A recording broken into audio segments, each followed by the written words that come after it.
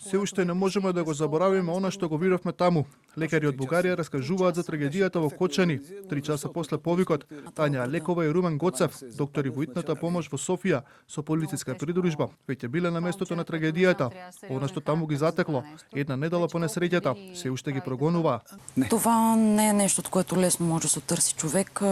Ова не е нешто што човек лесно може да го заборави. Ке треба да помине време. Постојано го сонувам. Што од което човек не може да утрси. Тоа е нешто што не може човек да го заборави. Единствено времето лекува, но ќе треба да помине доста време. А дека ситуацијата е крајно сериозна, им станало јасно, уште во главниот град, каде ги дочекале празни улици. Това което на мен ми направи впечатление беше Ме погоди тишината во Скопје, како да се случила апокалипса. На улиците немаше луѓе. Едната екипа помагала во транспортот на 16-годишно девојче, која имала тешки повреди и изгореници. 7 дена по трагедијата во Кочани, кај девојчето се јавиле секундарни инфекции и се уште е во критична состојба.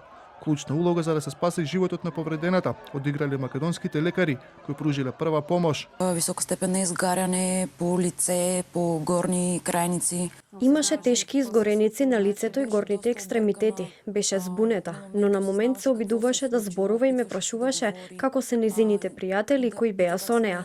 Прашуваше и што се случило со останатите. Беше во многу тешка состојба. Првата помош доста добро се погрижила за неа. Тоа ми остави голем впечаток.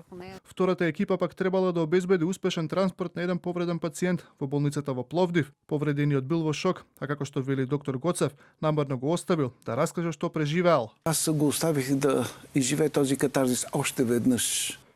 Разговорот беше многу тежок. Не му вршев притисок. Го оставив да го преживеа самиот настан. Колку може повеќе да се ослободи. Многу е важно, бидејќи човек тоа постојано го преживува. Тој беше во стабилна состојба, додека патувавме кон Пловдив. Во меѓувреме, специјалисти од Војно-медицинската академија во Софија, кои учествуваа во авионската евакуација на повредените од трагичниот настан, поздравени за храброста која пружиле за време на евакуацијата, началникот на бугарската ВМА и одаде почит на екипата од Центарот за воздухопловство кој евакуира 8 повредени македонци.